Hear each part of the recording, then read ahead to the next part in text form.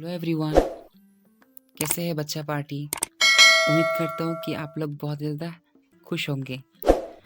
तो चलिए बच्चा पार्टी, आज हम लोग शुरू करने वाले हैं आसाम जातीय विद्यालय क्लास 4 का इंग्लिश का लेसन नंबर 2, जिसका नाम है द काइट। तो चलिए शुरू करते हैं। ये एक बेसिकली पोएम है जो रिटन बाय, जिनके राइटर है फ्रैंक डेम्स्टर शर्मन।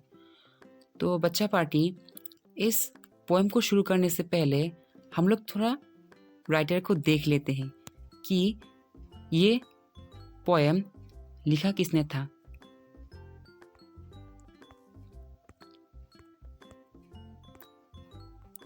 ये है हमारे राइटर फ्रैंक डेम्स्टर शर्मन, जो कि एक अमेरिकन पोएट थे, अमेरिकन राइटर, जिनका जन्म 6 मई 1860 को हुआ था और उनका डेथ 19 सितंबर 1916 को हुआ था।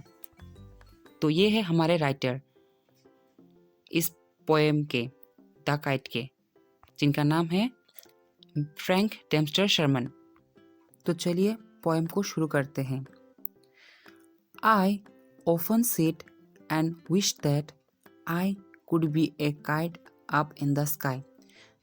जो हमारे राइटर हैं फ्रैंक डेम्स्टर शर्मन, ये कभी कभार बैठते हैं और ऐसा सोचने लग जाते हैं कि काश मैं एक काइट होता और इस खुले आसमान में उड़ रहा होता।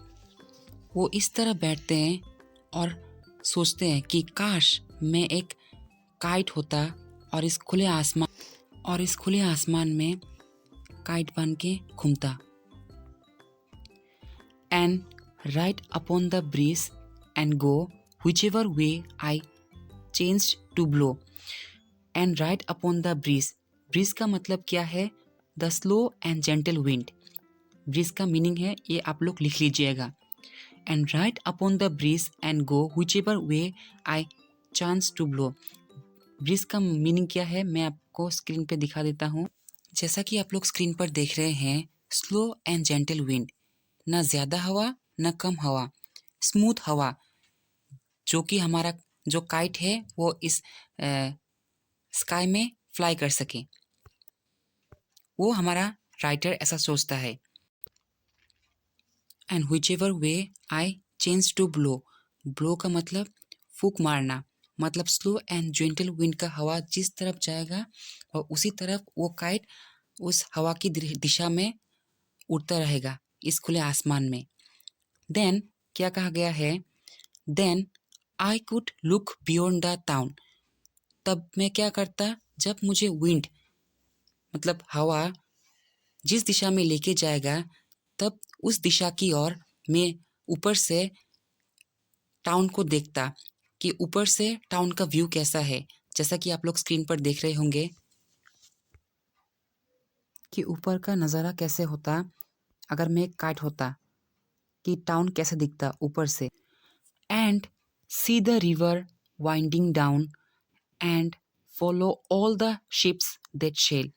एंड मैं देखता the river winding down, winding का मतलब कर्व, ऐसा जो टेढ़ा तरफ नदी का मोड़ जैसा टेढ़ा की ओर चला गया, उस नदी को मैं देखता। And follow all the ships that sail, जो कि हमारा जो शिप्स है, जो हमारा जहाज है, वो नदी में जा रहा है। I could see all that upon the sky, मैं ये सब नज़ारा ऊपर में देखता, जैसे कि आप लोग अपनी स्क्रीन पर देख रहे होंगे। And follow all the ships that sail, जो नदी में वो शिप्स सेल कर ले, मतलब जो तैर रहे नदी में, मैं उन नदी शिप्स को फॉलो करता और उसी दिशा में आगे बढ़ता। ये सब कौन सोच रहा है? हमारा राइटर, एक काइट के इमेजिनेशन से। लाइक मी बिफोर द मेरी गेल, मतलब जैसा जिस तरह मैं उस हवा का झोंका आने से पहले। Until at last with them I came, आखिरकार at last with them I came, मैं आखिरकार मैं उनके पीछे आया। To some place with a foreign name, किसी जगह में विथ ए फॉरेन नेम। शायद ऐसा हमारा राइटर सोचता है कि वो एक फॉरेन कंट्री में घूम घूम के आया, ऐसा सोचता है। कौन सोचता है? हमारा राइटर, जो कि जिसका नाम है फ्रैंक डेम्स्टर शर्मन। तो ये हमारा एक पोएट जो कि इमेजिन करता है कि अगर वो एक काइट होता तो वो क्या क्या चीज़ें करता। तो ये पोएम पूरा इमेजिनेशन पर बेस्ड है, मतलब कि सोचना। काफ़ी अच्छा पोएम था। तो चलिए इस तरफ कुछ वर्ड मीनिंग दिए गए हैं, आइए चलिए जान लेते हैं।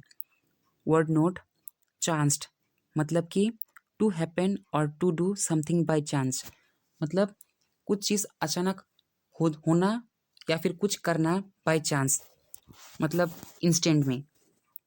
देन वाइंडिंग, वाइंडिंग का जैसा कि मैंने मीनिंग बताया आप सभी को, कर्व, मतलब ऐसा टेढ़ा, नदी का मोड़ जैसा मुड़ सा गया, जैसा कि आप लोग स्क्रीन पर देख रहे होंगे अभी अपने। ये जो पोर्शन है, ये कर्व, ये जो कर्व पोर्शन है इसी को हम लोग कहते हैं वाइंडिंग, मीन्स नदी का मोड़। देन नेक्स्ट यहाँ पे दिया गया है वाइंडिंग। वाइंडिंग का मतलब कर्व, जैसा कि मैंने अभी बताया।